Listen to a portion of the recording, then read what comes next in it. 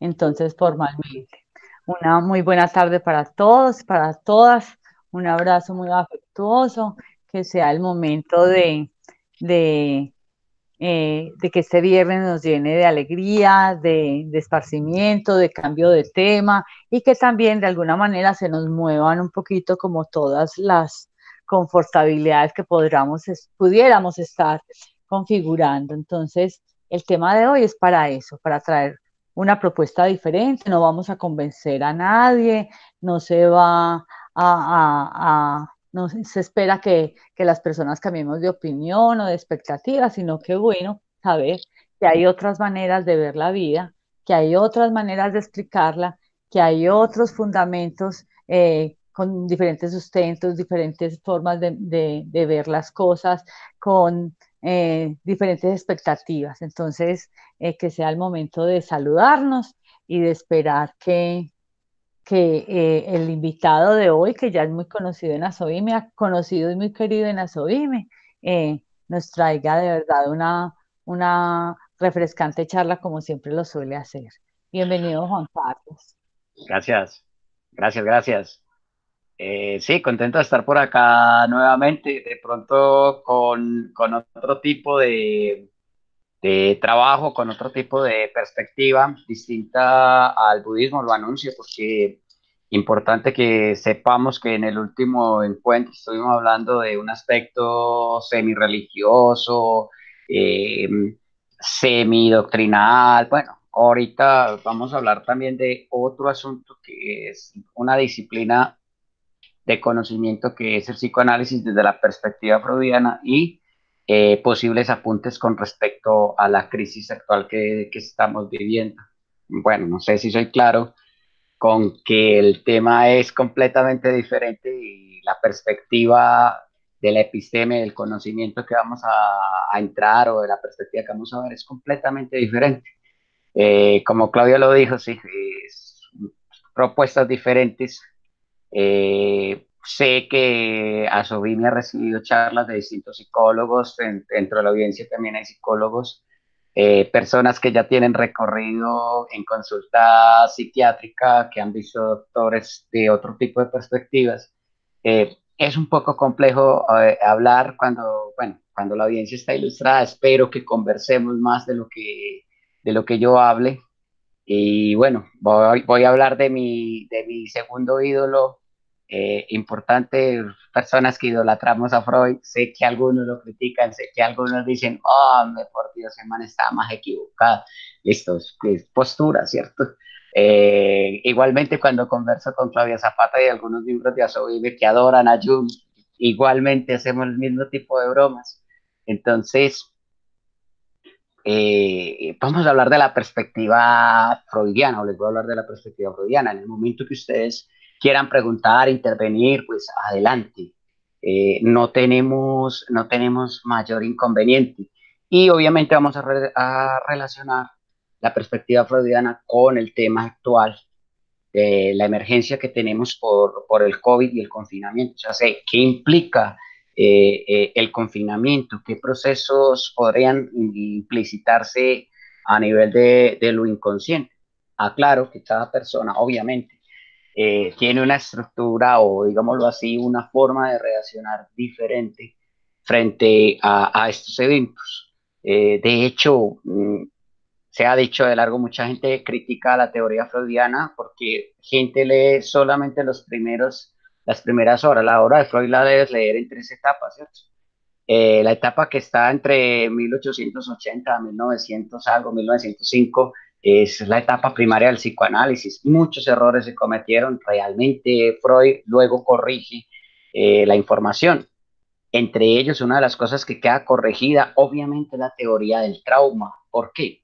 Porque precisamente la experiencia clínica en Freud, en Lacan, en Jung, en cualquier perspectiva del hablaje desde el punto de vista del reconocimiento del inconsciente, eh, caemos en cuenta o caen en cuenta de una situación, y es que el trauma no es uniforme para todo el mundo.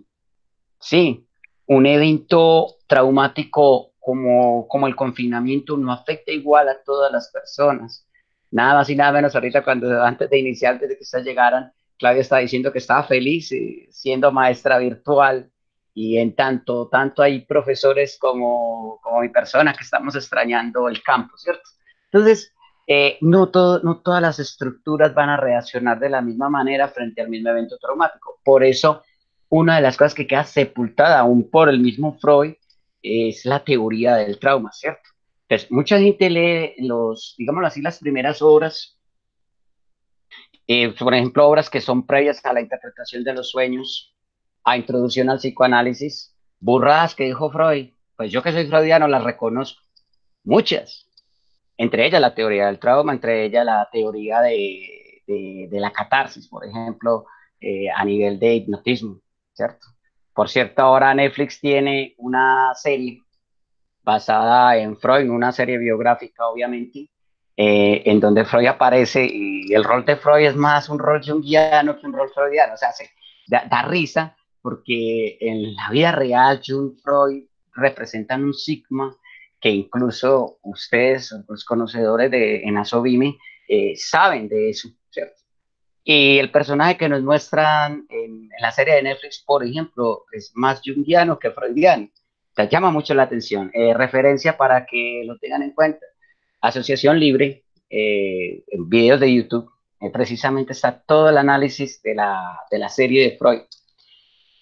Bueno, sepultamiento del método catártico, sepultamiento de la teoría del trauma, sepultamiento de cosas horrendas que dijo Freud, como por ejemplo hablar de la homosexualidad dentro del marco del erotismo anal únicamente, errores radicales, pero es de entender que al inicio de una disciplina se cometan. O sea, mucha gente me dice a mí, Juan Carlos, vos sos freudiano y desde la perspectiva de entender el inconsciente.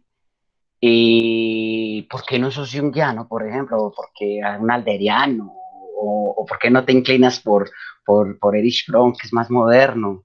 ¿Cierto? O sea, son cosas.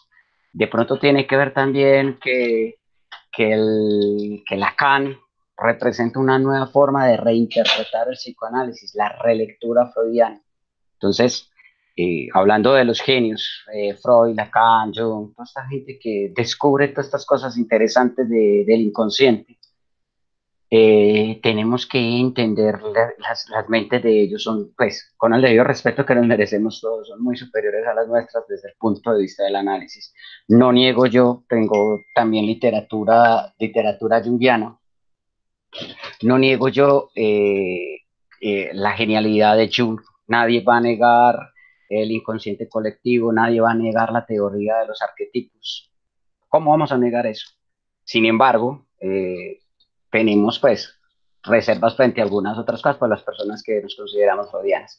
Lacan hace una relectura de Freud y ahí es donde viene la actualización del psicoanálisis. Alguna vez le preguntan a Lacan, se divide el mundo de psicoanalistas lacanianos, freudianos, y le pregunto precisamente a Lacan sobre la pregunta de ser lacaniano, freudiano, y Lacan contesta de una forma muy graciosa, muy chistosa, yo soy freudiano, ya, Lacan es freudiano, simplemente aporta otras cosas más al psicoanálisis, y cuando digo simplemente, más bien tendría que decir genialmente, aporta otras cosas más al psicoanálisis. Entonces, introduciendo este concepto de que Freud, mucha gente dice, está desactualizado. Freud no está desactualizado desde ese punto de vista en cuanto tanto la actualización la logra los aportes lacanianos. Ahora, total, con el debido respeto que se merecen todos los seres de para allá, la brecha en el conocimiento, en la episteme que implicó el conocimiento al que nos introdujo Freud como disciplina de conocimiento, valga la pena aclarar, es distinto. Un típico caso que pasa cuando uno está en este tipo de conversatorios y le hablan a uno de Freud es pretender que el esquema freudiano coincida con el esquema científico, con un esquema positivista, con una explicación materialista. Sí, por acá me están preguntando si soy psicólogo, anuncio, soy educador físico, ¿cierto? Lo que pasa es que el psicoanálisis reubica la dimensión de cuerpo. Por eso algunas personas que conocemos de educación física somos inclinadas a la teoría analítica. ¿ya?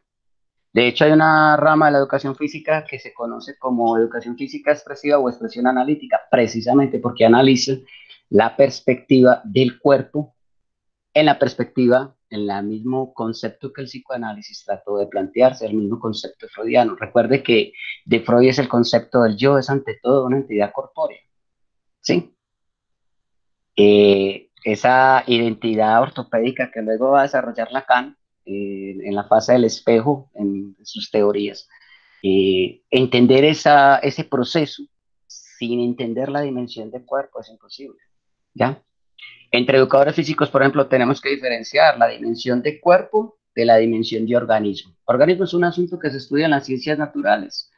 Es un asunto del médico, es un asunto del fisiatra, es un asunto del anatomista, ¿sí? Pero el cuerpo es algo más que el organismo. Y en esa perspectiva entendemos la teoría psicoanalítica. O sea, las nuevas perspectivas de educación física son imposibles de entenderlas en la perspectiva psicoanalítica. Mucha gente le pregunta a uno, ¿cuál es el concepto que conocen los educadores físicos que no conocen los empíricos? La psicomotricidad. Explíquese la psicomotricidad sin el aporte de los neurólogos. Imposible. Explíquese la psicomotricidad sin el aporte de los psicólogos. Imposible. Pero explíquese la psicomotricidad sin el aporte del psicoanálisis. Imposible en este momento. Sí, tenemos varios conceptos dentro de la educación física que se los debemos a ellos, a la corriente psicoanalítica, ¿ya? A la escuela francesa le debemos, a la escuela lacaniana le debemos completamente, entre ellos el concepto de imagen corporal tan usado por los educadores físicos, el concepto de imagen y esquema corporal, que es un tema que es en boga de todos nosotros los educadores físicos. Sin ese concepto de imagen corporal, imposible. Bueno, ya me desvié un poco en el concepto, pero estoy resolviendo la pregunta de decir, bueno, Juan, tú eres psicólogo. No, tampoco soy filósofo, soy educador físico. Pero aquí hay que aclarar un asunto que a mí me llama mucho la atención, y es que la gente pretende demostrar las verdades del psicoanálisis a partir de las verdades de la ciencia. Imposible. ¿Por qué? Porque son dos epistemologías completamente diferentes. Una cosa es hablar de una epistemología objetivista, positivista, ¿sí? Racionalista. Imagínense una filosofía en Occidente orientada a que somos el ser de la razón, ¿sí? Somos seres de la razón, seres de la conciencia, y llega un tipo y empieza a hablar de que somos seres de la inconsciencia. O sea, el hito de Freud tiene que ver mucho con estas cosas de la episteme y la génesis del conocimiento. No es igual, no es igual. Explicarse algo en el concepto materialista que lo pretende la ciencia factual a explicarse algo en los conceptos hermenéuticos que los explica el psicoanálisis, ¿cierto? Entonces, de ahí que muchas veces cuando nosotros vamos a SOIME, vamos a reuniones donde tenemos personas que tienen o se han sido diagnosticadas de algún tipo de entidad, eh, chocamos con algo. ¿Qué es? Que es que muchas veces la visión del psiquiatra es una visión materialista, es una visión organísmica, ¿sí? Orgánica, digámoslo así. De hecho, yo alguna vez le compartí a alguien, le decía, en Colombia somos hinchas del psicofármaco, o sea, trastorno bipolar, tome litio, madre, ¿cierto? La droga, tenga. Es que usted es así porque tiene descuadrada el mediador, el mediador neurológico, el mediador sináptico. Sí, pues obviamente eso es una explicación de la ciencia, pero también aparece la psicología o lo que podríamos llamar alma o sujeto, que es un sujeto del hablaje, que es un sujeto del lenguaje, cómo las palabras nos afectan, nos disponen, nos predisponen, ¿cierto? Cómo el recuerdo anímico del lenguaje de imágenes, del lenguaje de palabras, nos disponen, nos detonan, nos llevan, nos alivian o nos enferman, ¿cierto? Yo alguna vez le compartí a alguien de Asobime y le decía, es que lo importante de que exista Asobime es precisamente esto, existe la posibilidad de conversar, del hablaje, y desde cuando haya la posibilidad del hablaje, en tanto hablaje, tenemos mejores perspectivas, ¿cierto? porque si nos vamos a quedar pues con lo que diga el psiquiatra y que esto se puede cuadrar a punta de neurología, pague y vámonos, ¿cierto? Entonces, dado esta aclaración, el psicoanálisis, decía al principio, es ante todo una disciplina, no es ciencia, ¿sí? Es una disciplina y como disciplina de conocimiento, pues tiene su rigor, tiene sus aspectos, pero pertenece a otro tipo de epistemología diferente a la ciencia. Por eso, ciertas preguntas que ustedes podrían hacerme más adelante, si, qué pensaría yo de la regulación tálamo, hipotálamo, a nivel de las reacciones neurológicas y del estado mental de las personas. Obvio, esa es pregunta de neurólogo, esa es pregunta de psiquiatra. Ya. Profesor, porque está hablando de psicoanálisis, entonces, si no es psicólogo, ¿cierto? Pero bueno, ocurre que todas las personas tenemos vocaciones. Tengo una profesión directa, reconocida, que es la de educador físico, pero la vocación o la adhesión a las lecturas freudianas desde muy joven, póngale 14 años más o menos. Bueno, dicho esto, aclarando cuál es el modo de pensar del psicoanálisis, que difiere del modo científico, del modo objetivista, del modo racionalista. Aclarando que Freud representa un hito porque precisamente es ese esfuerzo hermenéutico por racionalizar aquello que es irracional. Imagínense, imagínense, o sea, cuando no le preguntan por John Freud, por cualquiera de ellos, por cualquiera de la corriente de la perspectiva psicoanalítica, tenemos que entender que la magia o el reto de ellos que implica cuando te paras frente a la filosofía y sabes, bueno, hay filosofía racionalista, filosofía irracionalista. Hay filosofía racionalista, hay filosofía experiencial o empirista, ¿cierto? ¿Cómo llevar esto? ¿Cómo llevar la experiencia? ¿Ya? ¿Cómo mediar todas estas cuestiones? O sea, tenemos que entender que el tipo de razonamiento o el tipo de pensamiento que se orienta en psicoanálisis es pensamiento hermenéutico, ¿ya? No se puede entender de otra manera. O sea, pretender una relación lineal, como pasa en la ciencia, tú llegas a un laboratorio de química y puedes establecer relaciones lineales, tú puedes decir, bueno, el agua a 100 grados se ebullición, ¿sí? Pero, por ejemplo, en este caso actual, ¿cómo decirlo en psicoanálisis con tanto tiempo la persona empieza a reaccionar con sus traumas, ¿cierto? Es imposible, es imposible. O sea, el confinamiento tiene en cárcel, campos de concentración, ¿no? Y mencionando libros de Víctor Frank que le da varilla a Freud, todo lo que quiera. Me encanta cuando dan varilla porque uno va entendiendo ciertas situaciones. Eh, Todas las personas reaccionan de modo distinto, ¿sí? Y la salud mental se afecta de manera diferente, precisamente porque este tipo de evento obedece, digámoslo así, a esquemas hermenéuticos. No hay forma científica de determinar qué tanto de salud mental o insalubridad mental representará este confinamiento para la población. Lo que se espera es que haya resultados, haya fenómenos de orden psicológico, de orden del inconsciente que debemos atender.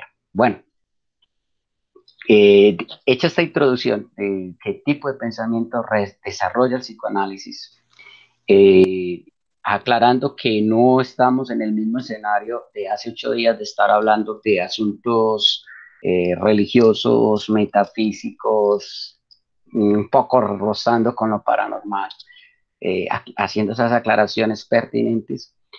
Procedo a lo siguiente. Le voy a pedir el favor a mi compañera Claudia que muestre. Pero eh, venga, Juan, te voy a interrumpir un ratitico, para hacer una precisión en la conversación. Para las personas que recién llegan a Sobime, tal vez no les parezca, no están familiarizados con el pacto de participación. El pacto de participación son unos acuerdos que hemos ido estructurando para esa conversación resulte de la manera más eficiente posible. ¿Qué quiere decir? Que establecimos como unos acuerdos, unas maneras de estar juntos, de manera que que cada uno pueda expresarse en primera persona y algunas otras condiciones más. Respecto a ese numeral de expresarse en primera persona, hay que hacer unas acotaciones, unas precisiones. Así como yo me puedo expresar y cualquier persona nasoíme se puede expresar en primera persona, sus expectativas, sus necesidades, sus experiencias, sus frustraciones, sus fortalezas, también debemos escuchar en primera persona. Quiere decir, cualquiera de nosotros que quiera expresar sus ideas lo puede hacer y va a ser escuchado respetuosamente.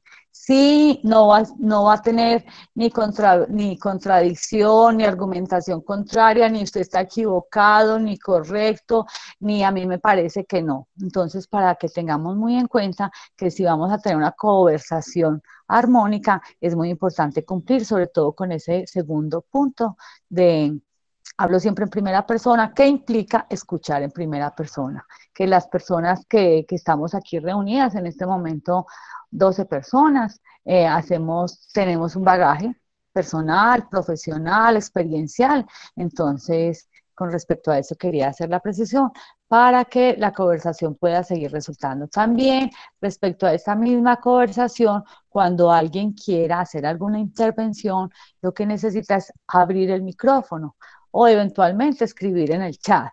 Y entonces le pedimos un espacecito a Juan Carlos para hacer la intervención. Juan Carlos, ahora sí escucho tus indicaciones.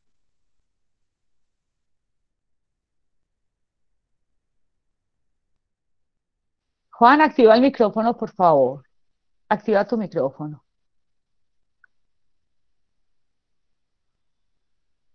Listo. Listo, ¿me Sí, escuchan? muy bien. Bueno, necesito que muestre las imágenes, las primeras imágenes relacionadas con las primeras tópicas de Freud. Voy a compartir pantalla, por favor. Vayan a mi icono y para que puedan ver las imágenes.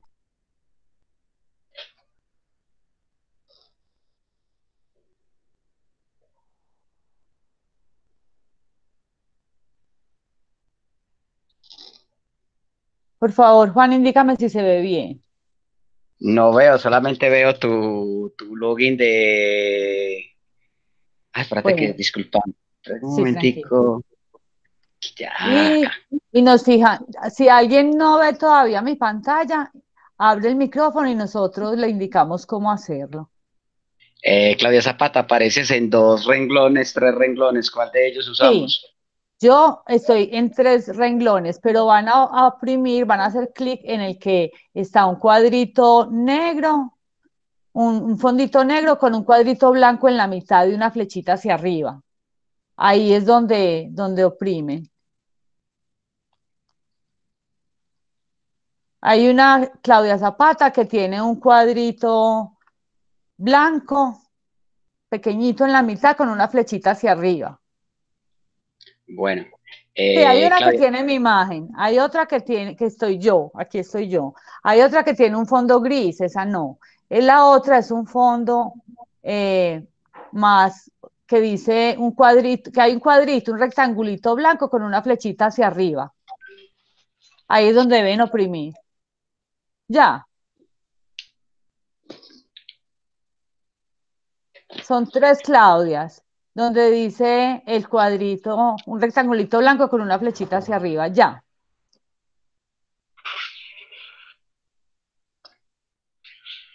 Por favor, si alguien no, todavía no Juan Ramiro, ¿tú sí ves? Necesitas, Juan Ramiro, háblame. Juan Ramiro. Juan Ramiro, tienes Sí, el sí, micrófono es el de la abierto, ¿vas a mitad. participar? Es el de la mitad. Es Ah, el bueno. icono de la mitad. De los tres de Claudia es el de la mitad.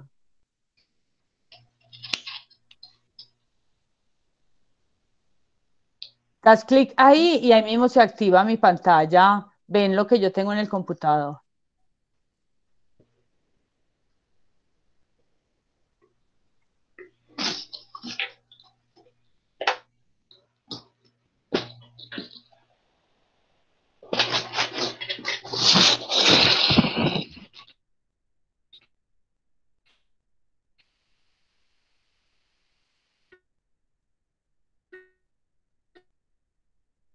Juan Carlos se salió. Ah, no, aquí está.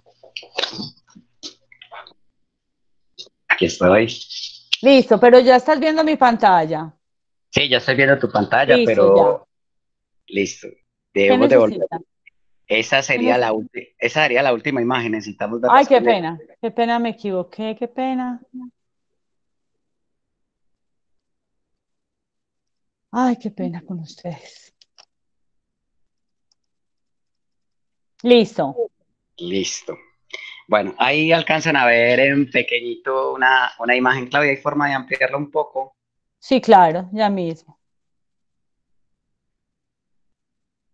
Aquí. Sí, ahí, puede ser.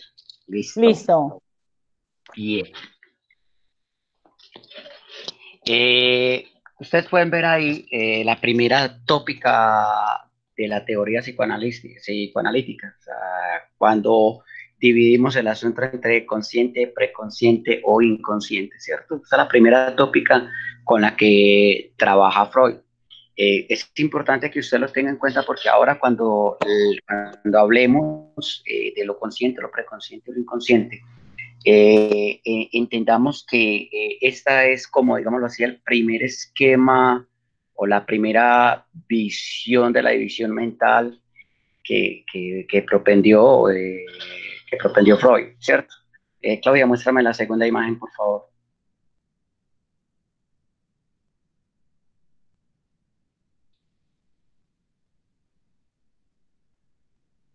Muy bien. Ahí podemos observar la segunda forma, la segunda imagen, más o menos muy extrapolado, muy resumido, el concepto de consciente, preconsciente e inconsciente. ¿Sí? Importante, porque en estos días estamos en la discusión a propósito de los sueños, y es importante que nosotros sepamos en qué lugar de cada cosa tenemos. Ejemplo, cuando tú puedes recordar un sueño, ya ese resto anémico pertenece a tu consciente, ¿cierto? Porque eres consciente de eso, y eso lo puedes contar, lo puedes hablar y todo eso. Sin embargo, el contenido de ese sueño en términos de psicoanálisis atraviesa del inconsciente al preconsciente para poder llegar a un estado consciente. Claudia, dame un segundito que me toca hacer algo por... Ay, güey, madre. Listo. Para tener en cuenta, ¿sí? Claudia, muestra la siguiente imagen, por favor. Listo, déjalo ahí, que Claudia, regálame otra vez mi pantalla para que me puedan ver. ¿Listo? Ok, listo. ¿Qué observamos? Observamos que aparece la primera tópica freudiana. ¿Por qué es importante conocerla? Porque en el momento que hablemos de este tipo de cosas, de los fenómenos de psicoanálisis, tenemos que entender a qué nos referimos cuando hablamos del inconsciente, que del preconsciente o subconsciente, y que hablamos del consciente. Bueno, hice poner la pantalla por una razón muy simple. Voy a mostrar un pequeño dibujo hecho a mano mía, pues, en mi cuaderno. ¿Alcanzan a ver? ¿Sí Sí, alcanzan Juan, a ver? perfecto, sí, perfecto. Bueno, Un poquito a la derecha, a la listo. A derecha, la aquí, derecha, sí. Sí, muy bien. ahí, listo. Ahí, perfecto, sí. Bueno, en este momento deben estar viendo una R roja, una R Sí, azul, una sí, velita con unas encima, al lado sí, de la R roja, una IC, entre sí, las dos el preconsciente o subconsciente, ¿cierto? sí. Listo, voy a explicar el fenómeno porque ahora cuando hablemos de estos fenómenos de lo inconsciente, de cómo nos afecta, debemos recordar este pequeño detalle, este pequeño esquema. La R roja representa la represión, ¿cierto? O sea, existe inconsciente en cuanto exista represión, ¿ya? Sin represión, pues sin el fenómeno de codificación por parte de los adultos, codificación por parte de la norma, codificación por parte del lenguaje, pues no estaríamos hablando precisamente de inconsciente, ¿cierto? Entonces, el rojo representa la represión, el AR representa la resistencia, Se dibujó una R al revés y un color invertido al rojo para que ustedes entiendan que es como tener una misma moneda, digámoslo así. Es decir, si de un lado está la represión, por el otro está la resistencia. Es mutuamente, digámoslo así, se refuerzan mutuamente. Si tienes una alta represión, tendrás una alta resistencia con toda seguridad, ¿cierto? Entre las dos R's aparece el concepto de lo preconsciente. O sea, ¿qué es aquello preconsciente? Aquello que es capaz de escapar de la represión, pero no de la resistencia, ¿cierto? Entonces, he ahí lo clave. La velita representa precisamente, pues, para muchos que son cristianos, las velas representan la luz de la conciencia, puse la velita ahí, precisamente porque es así, o sea, aquello que alcanzamos a reconocer y a ver con nuestra propia mente, lo que llamamos consciente. En estos días que estamos hablando de la interpretación de los sueños, tiempo atrás, hace como 15 días, ese es uno de los fenómenos que pasan con los procesos inconscientes, es decir, nosotros, cómo percibir el inconsciente, cómo saber que está dándose un proceso inconsciente, sabiendo que existe un doble muro, ¿cierto? O sea, sí, prácticamente nosotros podríamos decir que podemos ocultar con mayor facilidad lo que está en el esquema de lo subconsciente o preconsciente, de aquello que está en la conciencia, para poder saltar, porque hay que saltar, digámoslo así, entre comillas, dos puertas. Es como si tuvieras una habitación, la sala de la casa, la habitación, y estuvieran unidas por un pasillo, y el pasillo tuviera dos puertecitas, una entre la sala y entre la sala y el pasillo y otro entre el pasillo y la pieza, ¿cierto? Aquello que está en el pasillo es a lo que nosotros podríamos llamar, digámoslo así, lo preconsciente en estos esquemas. Importante, podemos ocultar más fácil lo que está en el preconsciente. O sea, ¿cuál es el intento de un psicoanalista? Tratar de ver qué está en la pieza del fondo, pasando por las puertas. O sea, es complicado el asunto. O sea, ¿cómo haces para enterarte de eso? Pero muchas personas dicen, ay, el psicoanálisis es una gran estafa, sí, porque es que es realmente complejo. O sea, tenés que burlar la resistencia y tenés que burlar la represión. Por eso se necesita estudiar. O sea, yo, por ejemplo, a mí mucha gente me pregunta, Juan Carlos, ¿vos serías capaz de hacer terapia psicoanalítica? No, yo no soy psicólogo. Simplemente conozco el esquema, conozco más o menos cuál es la orientación que tiene el psicoanálisis respecto a estas cosas. Importante para hablar de los fenómenos. O sea, generalmente lo que Juan, alcanzamos a ver. antes de Cuéntame. hablar de los fenómenos, y hay una pregunta, ¿cuándo aparece el subconsciente? El inconsciente, perdón, lo que llamamos preconsciente o subconsciente. Lo que pasa es No, que es que tú has hablado de preconsciente, inconsciente, subconsciente y consciente. ¿Cuándo aparece el bueno, subconsciente? lo que pasa es que lo que pasa es que hablar de preconsciente y subconsciente es hablar de aquello que puede ser percibido, ¿cierto? Pero es ignorado, ¿ok? Es decir, nosotros podemos percibir en este momento, o sea, en este momento existe una temperatura X en la habitación donde ustedes están en este momento, por ejemplo, ¿cierto? Ustedes están sentados, ahí están en una sala, en una habitación, en un pasillo, no sé, donde ustedes tengan el computador. Hay muchas cosas que están pasando en ese lugar de las cuales ustedes no lo activan consciente, ¿cierto? O sea, de alguna manera el cerebro se encarga de que ustedes me prestan atención a mí, prestan atención a la reunión, ¿cierto? Entonces, hay una ligera resistencia frente a esas cosas que pasan, ¿cierto? Sin embargo, podemos percatarnos bajándole la resistencia a eso inmediatamente, ¿cierto? Entonces, el preconsciente es aquello que, si bien eh, tiene un efecto en la resistencia, ¿cierto? Está vedado por la resistencia, puedes acceder a él de forma más fácil que lo inconsciente, ¿cierto? De hecho, tú puedes acceder a muchos de tus recuerdos infantiles sin necesidad de acudir a un psicólogo, a hipnotizarte, soñar. Es fácil acceder a ciertas cosas, a cierta información. Sin embargo, no la tienes consciente todo el tiempo, es decir, no está ahí todo el tiempo, no está, digámoslo así, actualizada todo el tiempo, ¿cierto? Digámoslo así, el preconsciente, el subconsciente son ese tipo de percepciones, recuerdos de una serie de cosas, de contenido psíquico, digámoslo así, al cual tú puedes acceder con evocar, simplemente con evocar o simplemente con resumir un poco, reducir un poco la resistencia, ¿cierto? Ya aquello que está en el inconsciente es un poco más profundo, o sea, tenemos que pasar la otra puerta que es la represión. Bueno, es más o menos como la idea, ¿cierto? Es aquello que, si bien está bajo el velo de la resistencia, no está bajo el velo de la represión, ¿cierto? Por eso lo llamamos así. Ahora, en el sueño, pues, cuando duermes, cuando tu cuerpo entra en relajación, cuando se baja la resistencia del yo, en algún momento eres capaz de ver el contenido que puede aparecer subconsciente o preconscientemente, ¿cierto? Y algunas veces se puede acceder a aquello que está en el campo del inconsciente. Por eso la importancia de la interpretación como fenómeno. O sea, en este momento estamos hablando de dos fenómenos que dividen ciertos conceptos en psicoanálisis: el fenómeno de resistencia y el fenómeno de represión, ¿cierto? Ambos dependen obviamente de la codificación. ¿Por qué hablamos de codificación? Sí, porque si yo estoy en determinada cultura, la codificación me lleva a reprimir o a tener resistencia frente a ciertos contenidos psíquicos.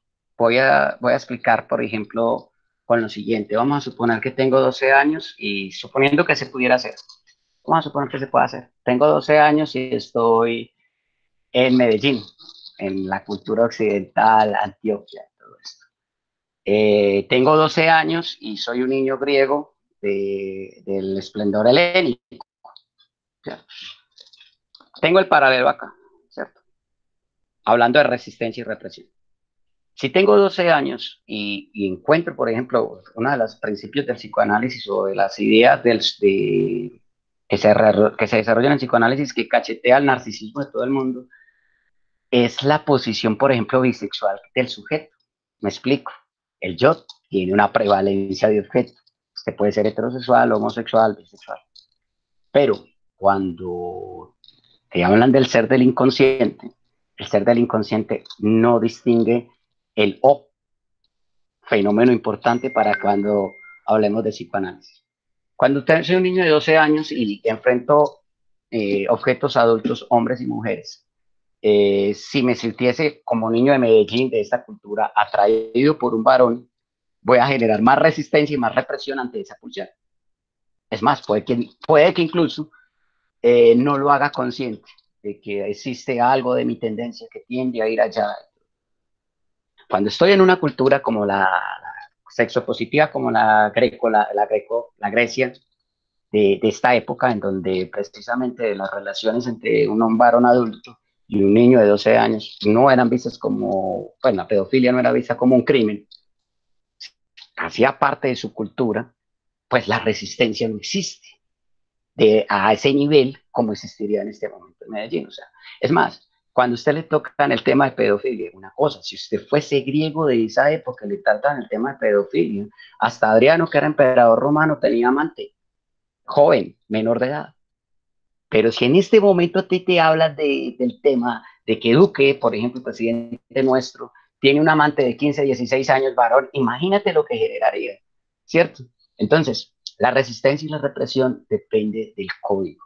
Entonces, ¿cómo así que el código? Pues aquello que estructura la norma, aquello que viene del operante parental. Cuando digo operante parental, puede ser la madre, el padre, las personas adultas que rodean a un niño. O sea, cuando vas creciendo, vas generando represión, se va formando esa idea, esa la estructura del yo, digámoslo así, para poder participar en sociedad, somete eso, se somete a la castración de la pulsión. Cuando hablamos de castración, ojo con ese detalle que es importante, ¿ya? Cuando una persona lee rápidamente a Freud, cree que todo el tema se centra en el pene y en los testículos que los hombres tienen, que las mujeres no, pero no le han prestado atención al detalle. O sea, todos estamos debidamente o, digámoslo así, en cierta forma influidos por la castración. Entonces, aquello que la norma reprime, sencillamente no va a ser tan fácilmente actualizado por tu mente. Entonces, ese es el fenómeno de represión. Y el fenómeno de resistencia, pues, es cuando precisamente tratas de saltar ese espacio de la represión y encuentras el muro. O sea, vuelvo y digo, es como si vieras un muro desde dos puntos de vista. Cuando se estructura por primera vez, llamamos represión, es un fenómeno muy primario allá. Y la resistencia ya sería un fenómeno secundario. Ya no puedes acceder a ese recuerdo precisamente porque lo tienes reprimido. Bueno, eso, pues, dicho con una explicación somera, con un tema que es sencillo, por ejemplo, como el tema de la pedofilia, que genera resistencia en todos nosotros, ¿cierto? O sea, no es, incluso si tú buscas, y tú buscas literatura psicoanalítica acerca de la pedofilia, te vas a encontrar un muro. Pocos psicoanalistas lo han tratado. ¿Por qué? Porque genera demasiada resistencia. Genera una resistencia enorme, tanto en el paciente, como paciente entre comillas. Por ejemplo, muchas personas mirarán al paciente como un criminal, por ejemplo. Entonces, inclusive la misma literatura psicoanalista entra en duda de si has solventado debidamente la resistencia, ¿cierto? Entonces, represión y resistencia son dos fenómenos que debemos reconocer para poder entender los siguientes fenómenos, las siguientes aclaraciones. Claudia, te pido el favor que empecemos de nuevo a mostrar las imágenes, las que están relacionadas al yo, super yo y ello. Voy a volver a compartir pantalla. Bueno,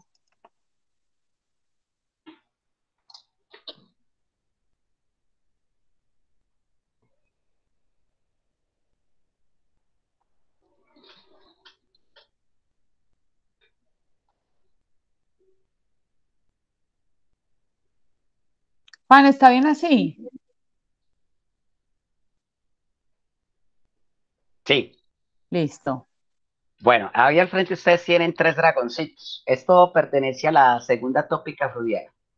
Aparece, dice mi yo superior, superior o ya podríamos llamar super yo. Aparece la palabra mi subconsciente. También lo podemos leer como mi inconsciente. Y aparece la palabra yo. Bueno, cuando les pido que lean esta parte de mi subconsciente, les pido que por favor recuerden que aquello que está en lo subconsciente es aquello que también está bajo el velo de la resistencia, ¿cierto? Y aparece el yo y ponen la cara de estúpido, la cara de, perdónenme la expresión paisa, la cara de hueva del yo, ¿ya? Porque precisamente es ahí donde viene algo interesante, ¿sí? Cómo el yo está incidido en la teoría psicoanalítica o está a merced del ello y del super yo, ¿sí? Es un mediador entre ambas, dirían algunos analistas. Otros dirían, está al servicio, es la hueva que sirve a los dos, está sometido a los intereses de la pulsión o la idea y la idea del superyo. Claudia, coloca la otra imagen.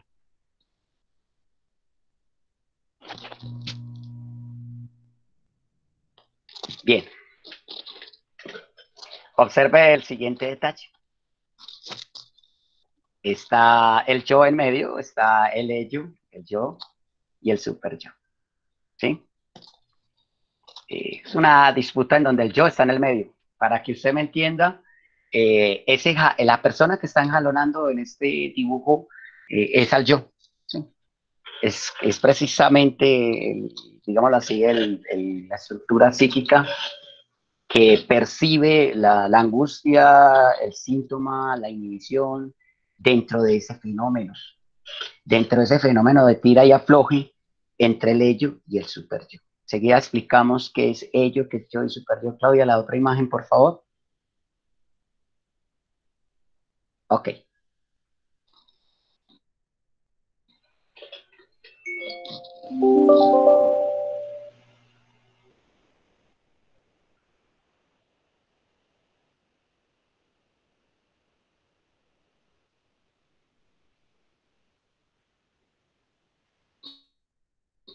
Bien.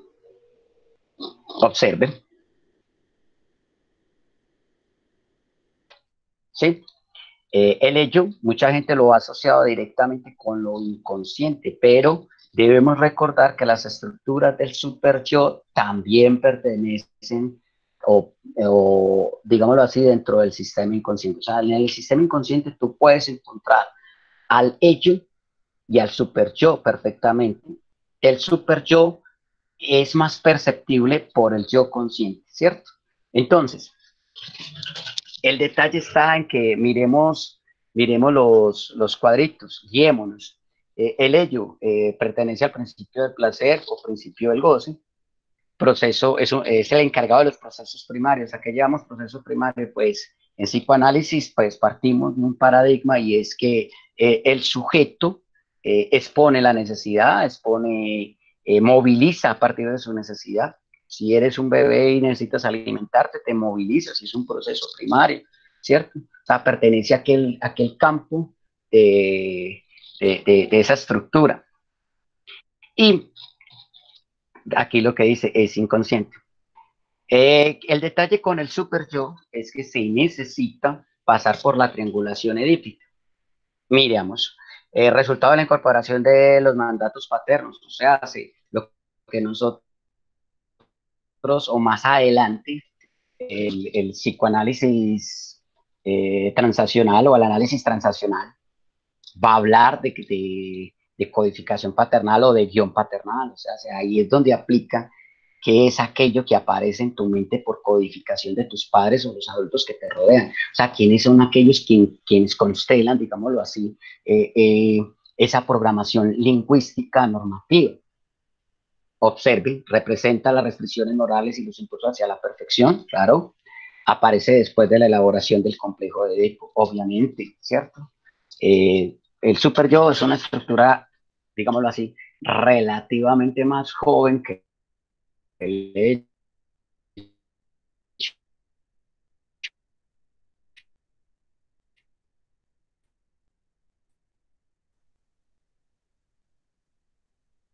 embargo, pre,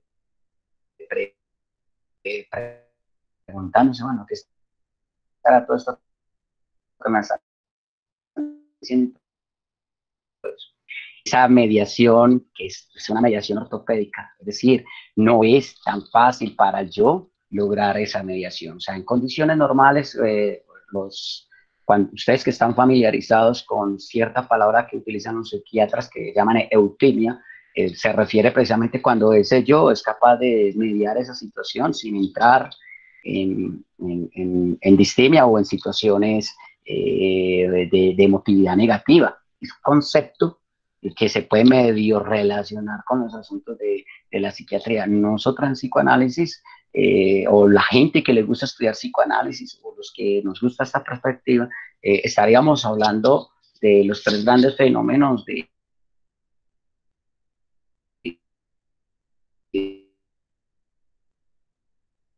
toma donde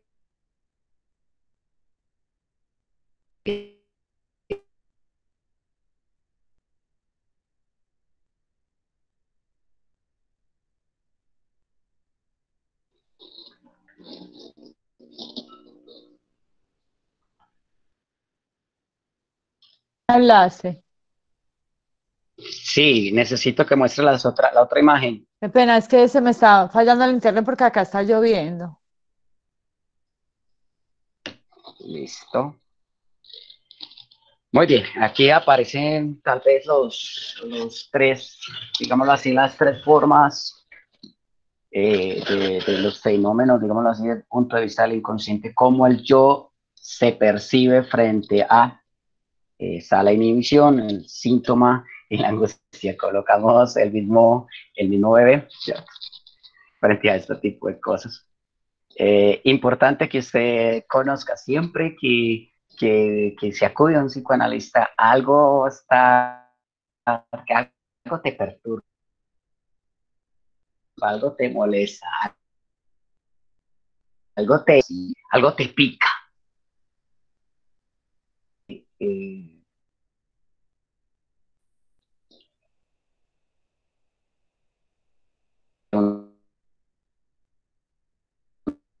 angustia.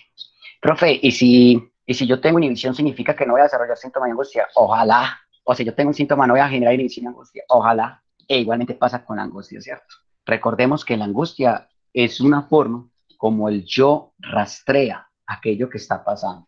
Es decir, es, digámoslo así, el botón, el detonante, la referencia. La angustia es la referencia. Ahora, la pregunta es, en este momento que estamos frente a este fenómeno del confinamiento, ha aparecido inhibición, síntoma y angustia, ¿cierto? Todas las personas, de alguna forma, hemos sentido las tres o una de las tres con mayor relación, ¿cierto? Suponemos que lo más cercano que podemos experimentar es la angustia, ¿sí? La angustia frente a todo este fenómeno. ¿Por qué? Primero, aclaro, todos tenemos una proyección acerca del futuro. O sea, pregunta, ¿qué estaremos haciendo dentro de 2 meses? ¿Cómo estaremos dentro de un mes? ¿Cómo estaremos dentro de 3 meses? ¿Cierto? Ahí está la angustia. ¿Cuántas cosas perdemos? O sea, la angustia generalmente está asociada a la posibilidad, al miedo, al temor de la pérdida. ¿La pérdida de qué? De la pérdida del objeto. ¿Ya? ¿Pérdida de qué objetos? Pues aquellos objetos en donde está representado el placer o el goce, ¿cierto? Entonces, ese temor a pérdida que viene heredado de esa primera pérdida que es la madre, detona dentro de nosotros. Profe, pero yo tengo mi madre viva, sí, pero es que tú naciste, te separaste de ella, te desvinculaste biológicamente de ella. Profe, pero mi madre está viva, pero algún día te fuiste de tu casa, algún día, cada día hubo más desplazamiento entre ella y ese objeto como objeto primario que es la madre, sí. Entonces, ese distanciamiento del objeto, esa sensación de pérdida, esa visión a la separabilidad, que es inevitable, por cierto, genera angustia. O sea, todos de alguna manera nos separamos de los seres amados, todos de alguna manera nos sentimos no incluidos dentro del objeto. Todos de alguna manera sabemos que el objeto no puede ser incluido en nosotros, ¿cierto?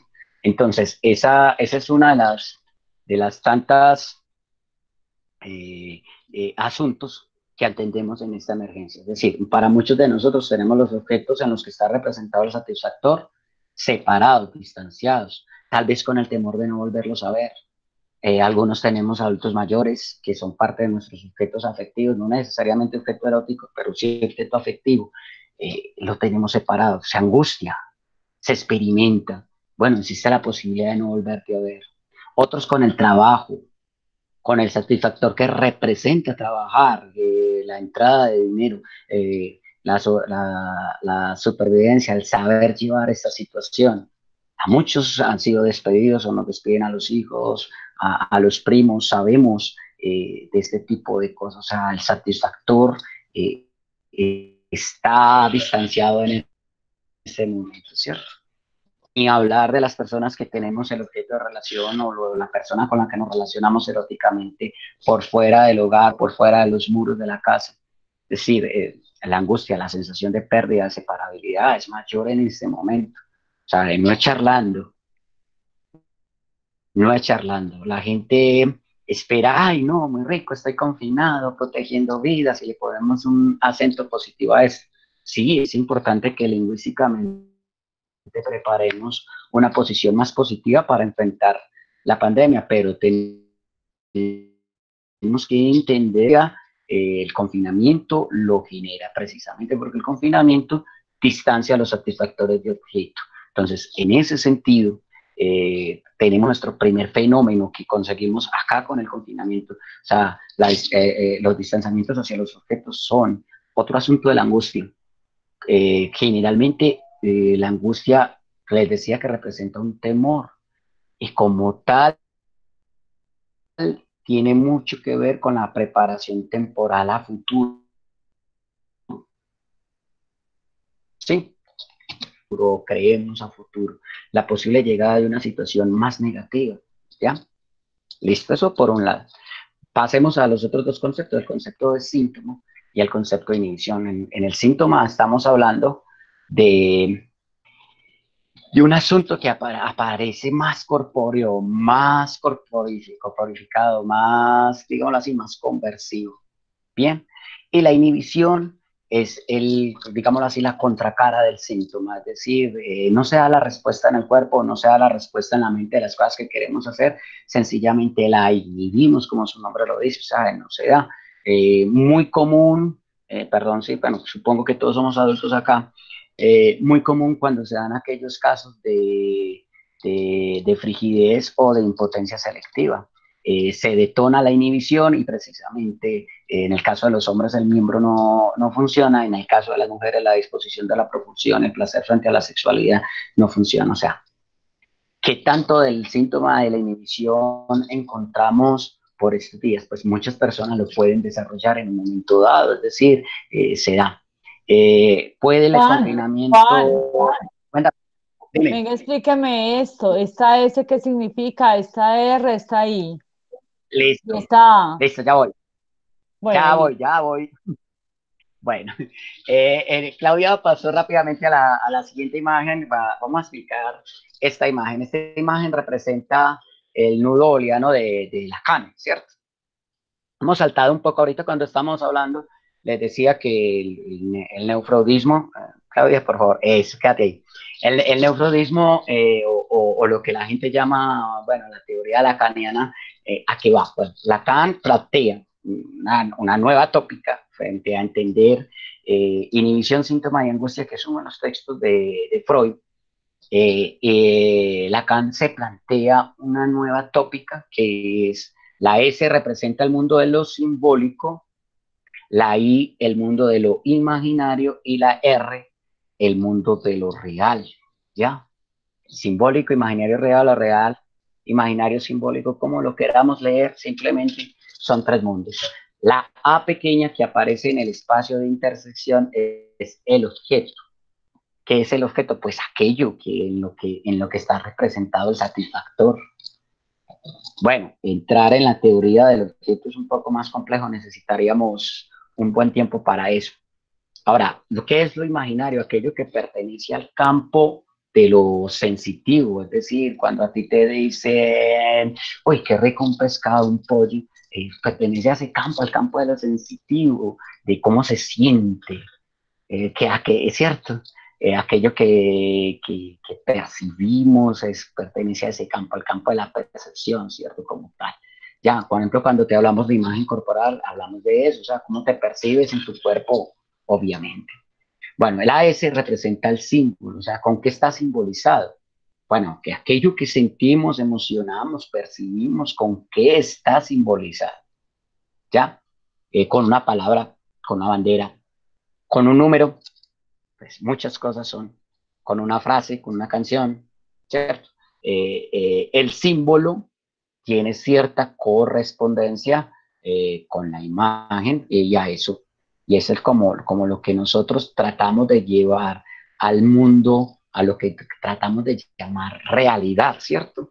En psicoanálisis lo real se distingue de la realidad. En psicoanálisis la realidad es la correlación que existe entre lo simbólico y lo imaginario, o sea, entre lo sensitivo y cómo está representado lo sensitivo. Listo. Y la R, hablamos de lo real. En teoría psicoanalítica, en la teoría lacaniana, lo real es aquello que contundentemente no puede ser alcanzado por el símbolo. ¿Sí? Profesor, ¿qué nos está tratando de dar a entender? Bueno, yo sé que a muchos de ustedes les gusta la poesía, les gusta la canción, les gusta la música. Precisamente porque nos gusta la poesía, la canción y todo eso. Sencillamente la poesía, las canciones, la lírica es un esfuerzo fallido de alcanzar por el símbolo aquello que es real. ¿Sí? Por más que el símbolo exista, nunca el símbolo va a ser igual a lo real. Es decir, no puede alcanzar lo real. Ahora bien, volvemos al hecho de lo imaginario, al hecho de lo perceptivo, al hecho de lo sensitivo, al hecho de la imagen como tal, de la imagen visual, imagen acústica, imagen olfativa, imagen gustativa. Póngalo como usted quiera. Ojo a lo que les voy a decir porque esto es importante en términos de biología. Aquello que percibimos depende de nuestro equipamiento biológico o nuestra disposición psíquico-biológica, digámoslo así.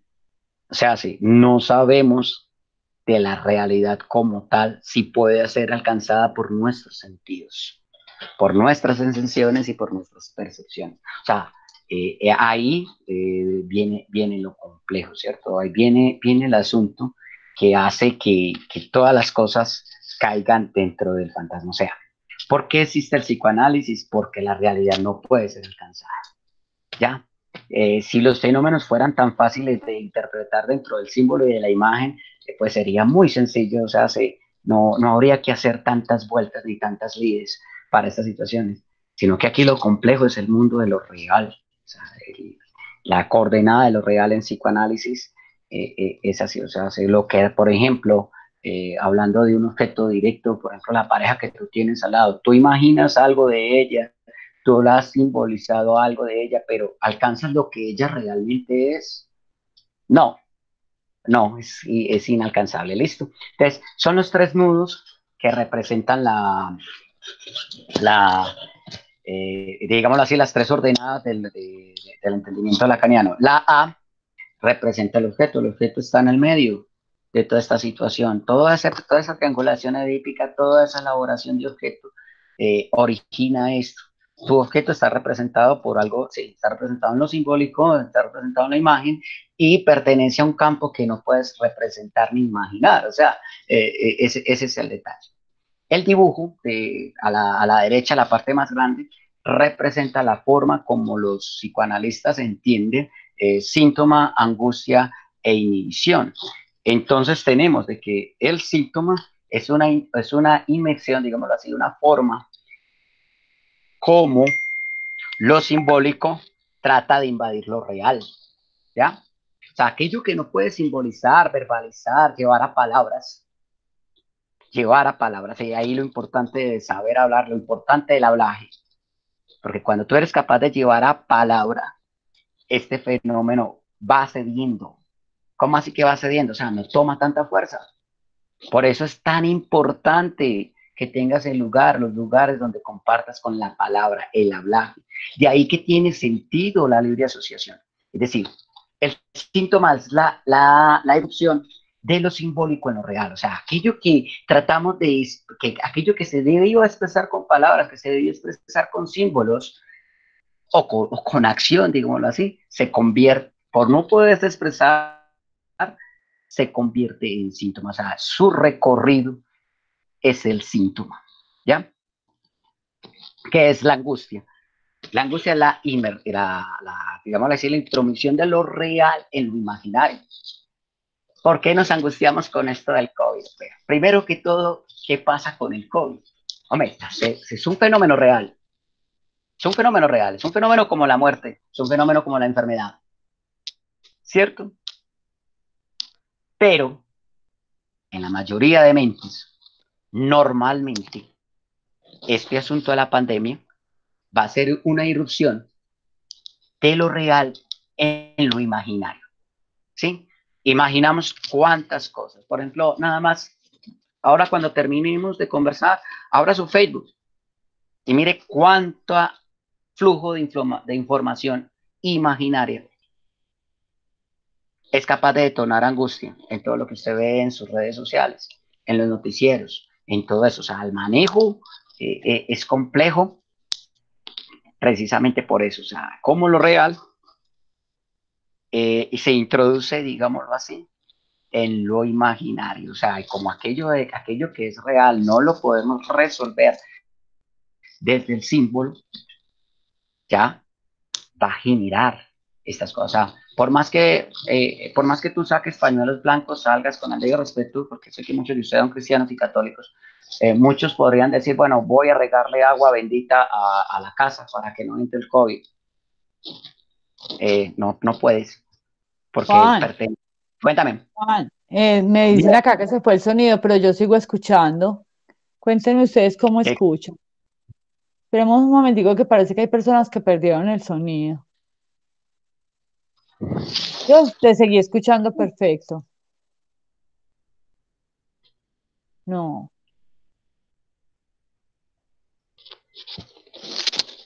no.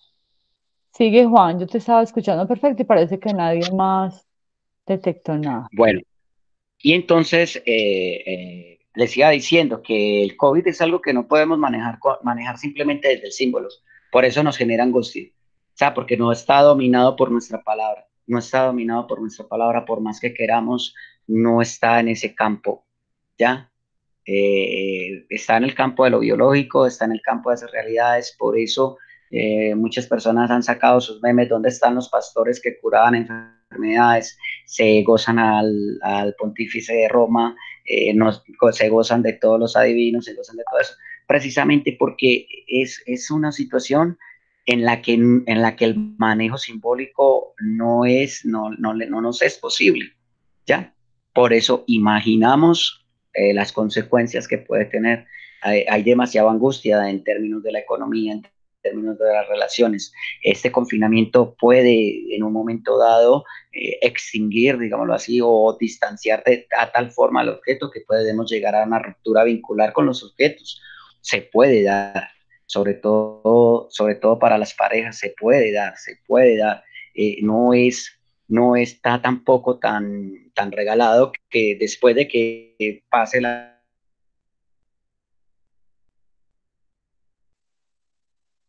Se me fue el sonido de Juan. almuercen, pero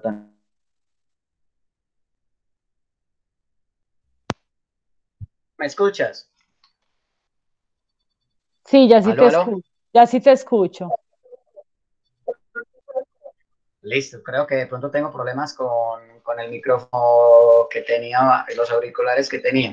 Bueno, les iba diciendo que precisamente la angustia se da porque aquello que es real en el COVID, aquello que es real en la pandemia, no puede ser manejado por el símbolo. Es decir, por más que tú te mentalices, no me da COVID, no me da COVID, no me da COVID, mi familia no se va a enfermar, mi familia no se va a enfermar, el riesgo permanece latente, ¿ya?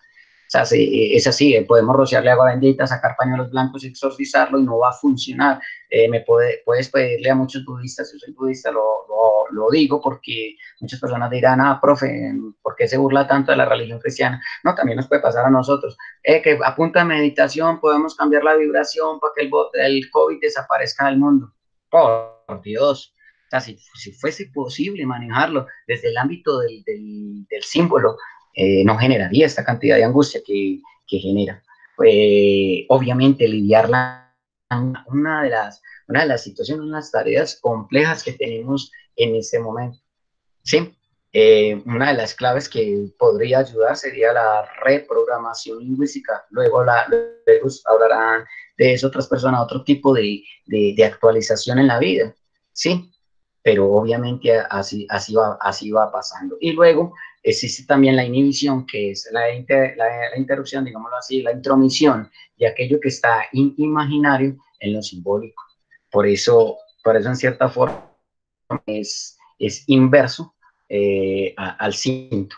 Entonces, son los tres fenómenos básicos. Muchas veces la inhibición se ve reforzada. O sea, por ejemplo, como el COVID implica distanciamiento social, las personas que les gusta el distanciamiento, que se inhiben frente a estar con otras personas, refuerzan su postura bueno, de la inhibición de estar frente al otro, frente a los otros, frente al objeto. Ni hablemos en términos eróticos, que significa estar distanciado del objeto. Por ejemplo, si tienes inhibiciones eróticas frente al objeto, te cae perlas el COVID, claro, porque coincide o se acomodan tus piezas a lo que tú piensas. Total, con todo este proceso que estamos hablando, lo que se espera del COVID es que se actualice, digámoslo así, distintos nudos desde lo inconsciente. Claudia, ¿puedes dirigir ya la cámara hacia mí? Ok. ¿Qué podemos esperar? ¿Qué podemos esperar que suceda? Y esa es una muy buena pregunta.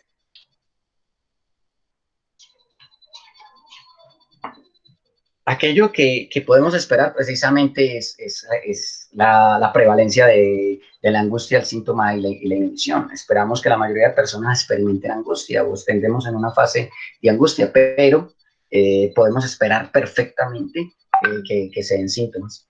se ven fenómenos psicológicos como el primer fenómeno, la proyección en el tiempo. Ya dije, a futuro, claro, si usted piensa en el futuro, va a empezar a experimentar angustia. El siguiente fenómeno que está dentro de las listas posibles, es decir, la actualización del pasado. Que ocurre que muchos de nosotros, la cotidianidad nos sirve, digámoslo así, para enmascarar aquellos recuerdos pasados. Cuando salimos de la cotidianidad y estamos enfrentando este tipo de cosas, se nos actualiza. A eso lo podemos llamar regresión. Muchos de nosotros tenemos sueños regresivos. Yo en lo personal he tenido muchos sueños regresivos, muchos sueños con recuerdos de la infancia, hablando de esta época del COVID, muchos sueños de las relaciones con mi madre, con mi padre, con las personas que me vieron crecer. O sea, fenómeno que yo recuerdo muy bien mis sueños, muchos de mis, ahorita con la pandemia, con esto de estar confinado, se han actualizado los sueños, digámoslo así, que con contenidos regresivos, o sea, devolviéndome hacia el pasado. Ok, muchos de nosotros volvemos a ese tipo de etapas primarias. Por ejemplo, hablando de lo erótico, muchas de las personas adultas que tenían objeto erótico definido, digámoslo así, volvían a etapas masturbatorias, a etapas autoeróticas, a etapas un poco más narcisistas del autocuidado. A otras personas nos aniñamos un poco más, queremos más protección, queremos más cuidado por parte de las personas con las que vivimos, actuamos demandando este tipo de cosas. O sea, en ese orden de ideas van sucediendo los asuntos. Entonces, ese es, digamos así, de resumidas cuentas, lo que puede estar sucediendo, aquello que se escapa, digamos así, de la transferencia. Explico este detalle porque ahorita lo dije de forma rápida. Aquello que está escapando a la transferencia en ese momento, que la transferencia, pues, aquellos objetos que naturalmente tenemos y que ya no tenemos ahora. O sea, ahorita lo que viene es enfrentar alguno de nuestros propios complejos, digámoslo así. O sea, ya no nos podemos distraer en el otro o en los otros. Nosotros los que tenemos la oportunidad de ir a un colegio a trabajar con personas, muchas de las cosas nuestras se transfieren en nosotros. Ahora, con 2 meses, un mes, vamos para 2 meses, vamos a aumentar el tiempo de confinamiento, nos vamos a ver en la necesidad de enfrentarnos a nosotros mismos. No es tan fácil. Bueno, hasta ahí creo que ya he hablado lo suficiente. Si alguno de ustedes pregunta, quiere conversar.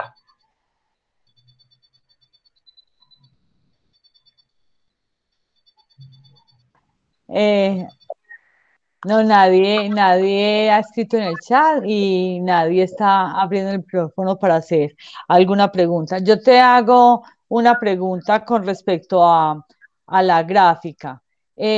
No, cuando un espacio se entromete en el otro, siempre suceden cosas negativas, angustia, siempre suceden cosas negativas, no pueden suceder cosas positivas.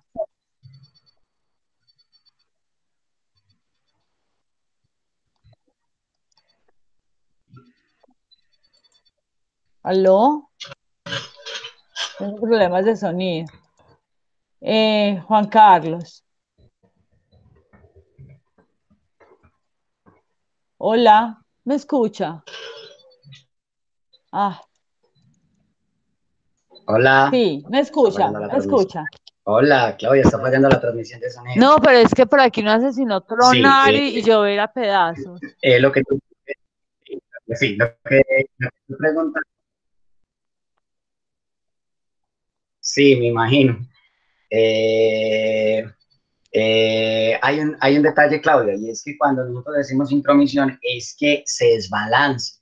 Es decir, obviamente los tres sistemas andan en correlación, ¿cierto? Pero entonces, en cierta forma, digámoslo así, cuando en psicoanálisis se habla de intromisión, es cuando, digámoslo así, se desproporciona lo que un campo debe estar incidiendo en el otro. Entonces, generalmente genera algo negativo, o genera angustia, o genera síntomas, o genera inhibición. Ahora, ¿cuál es la verdad en psicoanálisis? Que mucha gente teme a esto, que no necesariamente la inhibición y no necesariamente la angustia es negativa. ¿Ya? ¿Por qué? Porque, por ejemplo, ausencia de angustia. La ausencia de angustia, antes todo lo contrario, te puede dar a pensar y a entender de que el paciente está pasando por un fenómeno psíquico más insalubre, de pronto asociado a la psicopatología, digámoslo así, al campo de los psicópatas, digámoslo así. A la ausencia de angustia, ya. Ahora, síntoma. ¿Qué pasaría si a un paciente se le suprime el síntoma? Obviamente hay un pequeño detalle con el síntoma. Si la mente elige un síntoma para manifestarse, para estar, si se suprimiera ese síntoma sin hacer transferencia, sin hacer transacción de síntomas, digámoslo así, el paciente puede enfermar más de lo que piensa, ¿cierto? Entonces, el tratamiento en psicoanálisis no necesariamente implica suprimir el síntoma, no necesariamente implica la superación absoluta de la angustia, es imposible superar la angustia completamente, es imposible. Y frente a la inhibición, algunas inhibiciones son necesarias en la vida cotidiana, o sea, el punto aquí, más que hablar de positivo o negativo, es del debido equilibrio. No sé si quede claro. Sí, sí, muy claro, muy claro. Me quedó claro. Muchas gracias. ¿Quién más tiene alguna pregunta, un comentario, una experiencia personal que, que compartir con Juan Carlos? No, Juan Carlos, si tienes algo más para decir tú. No, muchas gracias. Compartir con ustedes el concepto freudiano y que muchos de ustedes tengan la posibilidad de conocer más o menos ciertos esquemas pertenecientes a la teoría psicoanalítica. De todas maneras les agradezco y siempre estamos ahí, no todo lo sabemos, no todo lo sabemos, pero precisamente listo. Gracias de todas formas. Me confundí porque le estaba dando el paso era Juan Ramiro, que generalmente es el único Juan en nuestro GPS. Juan Ramiro quería intervenir, entonces lo escuchamos.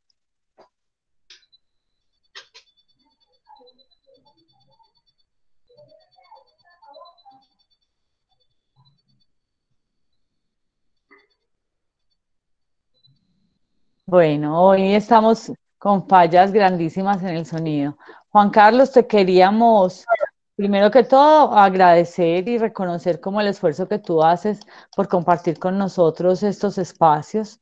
Nos gusta mucho tener tu punto de vista tan divergente, como tan disruptivo con muchos de los esquemas que nosotros tenemos, pero qué bueno que sepamos que hay explicaciones diferentes, con diferentes referentes y que nos puede decir que de pronto hay otras maneras de buscar explicaciones, ejemplos o contrastar y ratificar lo que nosotros pensamos. El espacio que Juan Carlos nos da es muy importante porque es el reconocimiento que Juan Carlos, que la doctora Rosalba, que Ivonne Cardona, que tantas personas que han estado con nosotros están reconociendo el valor de los GPS, de las personas de Asovime que hacemos estos GPS y que sabemos que todo está encaminado a nuestro bienestar y que tenemos un entorno amoroso en donde Juan Carlos siempre ha estado presente, que reconoce eso. Juan Ramiro entonces va a intervenir por el chat, lo voy a leer. Solo quería decir que este es un tema duro y el acercamiento es muy bueno. Y qué bueno saber que desde la psicología se puede vislumbrar luces o desde el psicoanálisis se puede vislumbrar luces para entender muchos de nuestros comportamientos.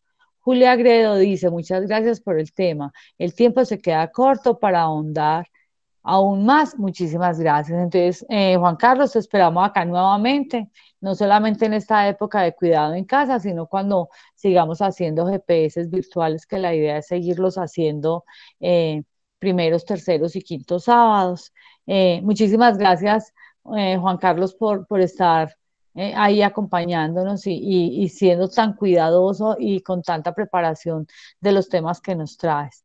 Te queremos mucho. Muchísimas gracias y muchísimas gracias también para todos los que estamos participando hoy. Mañana nuevamente nos encontramos en el GPS virtual de Asovime a las 2 de la tarde. Una feliz Gracias tarde. a Nos vemos todos. mañana. Me veo con ganas de regresar con ustedes. Listo. Ojalá nos podamos ver pronto personalmente en persona. Gracias. Ay, sí, Juan, de verdad que esa es la idea, que la próxima vez sea junticos. Un abrazo entonces a todos. Listo, abrazo para todos. Chao.